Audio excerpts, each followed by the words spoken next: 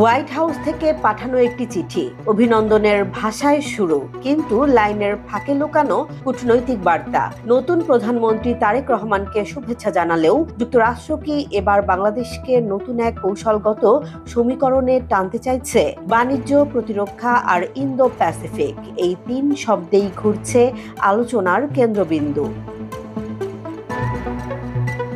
বাংলাদেশের নতুন প্রধানমন্ত্রী তারেক রহমানকে অভিনন্দন জানিয়ে চিঠি পাঠিয়েছেন যুক্তরাষ্ট্রের প্রেসিডেন্ট ডোনাল্ড ট্রাম্প। ওয়াশিংটনের স্থানীয় সময় বুধবার 18 ফেব্রুয়ারি হোয়াইট হাউস থেকে পাঠানো এই চিঠি বৃহস্পতিবার প্রকাশ করে বাংলাদেশের পররাষ্ট্র মন্ত্রণালয়। চিঠিতে ত্রয়োদশ জাতীয় সংসদ নির্বাচনে তারেক রহমানের বিজয়কে ঐতিহাসিক উল্লেখ করে তার প্রধানমন্ত্রীত্বের মেয়াদকালের জন্য সফলতা কামনা করেন ট্রাম্প। তবে অভিনন্দনের পাশাপাশি উঠে আসে গুরুত্বপূর্ণ দুটি ইস্যু: বাণিজ্য চুক্তি বাস্তবায়ন এবং প্রতিরক্ষা সহযোগিতা।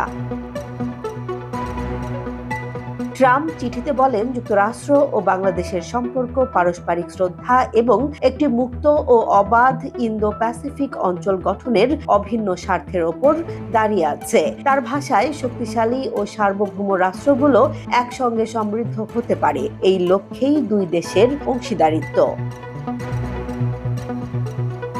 বাণিজ্য প্রসঙ্গে ট্রাম্প সরাসরি আহ্বান জানান বিদ্যমান পারস্পরিক বাণিজ্য চুক্তি বাস্তবায়নের। তিনি আশা প্রকাশ করেন, এই চুক্তি কার্যকর হলে দুই দেশের কৃষক ও শ্রমিকেরা সরাসরি উপকৃত হবেন এবং দ্বিপাক্ষিক অর্থনৈতিক সম্পর্ক আরও গতি পাবে।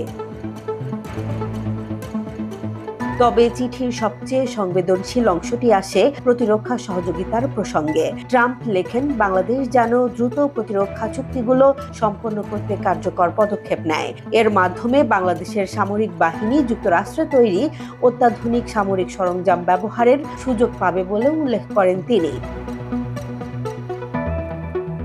কূটনৈতিক বিশ্লেষকদের মতে, এই বক্তব্য শুধু সামরিক সহযোগিতার প্রস্তাব নয়, বরং এটি ইন্দো প্যাসিফিক অঞ্চলে যুক্তরাষ্ট্রের কৌশলগত অবস্থান জোরদার করার একটি স্পষ্ট ইঙ্গিত। বাংলাদেশকে সেই কৌশলের গুরুত্বপূর্ণ অংশীদার হিসেবে দেখতে চাইছে ওয়াশিংটন। চিঠিতে ট্রাম্প আরও জানান, যুক্তরাষ্ট্র বাংলাদেশ সম্পর্ককে আগের যে কোনো সময়ের চেয়ে আরও শক্তিশালী করতে তিনি তারেক রহমানের সঙ্গে কাজ করতে আগ্রহী। একই সঙ্গে বাংলাদেশে নিযুক্ত মার্কিন রাষ্ট্রদূতের ওপর তার পূর্ণ আস্থার কথাও উল্লেখ করেন। অভিনন্দনের এই চিঠি নিঃসন্দেহে কূটনৈতিক সৌজন্যের বার্তা, তবে এর ভেতরে লুকিয়ে আছে বাণিজ্য, প্রতিরক্ষা এবং ভূ-রাজনৈতিক বাস্তবতার স্পষ্ট ইঙ্গিত। নতুন সরকার এই আহ্বানকে কিভাবে বিবেচনা করে সেটি এখন দেখার বিষয়, কারণ এখানেই নির্ধারিত হবে বাংলাদেশ যুক্তরাষ্ট্র সম্পর্কের ভবিষ্যৎ গতিপথ।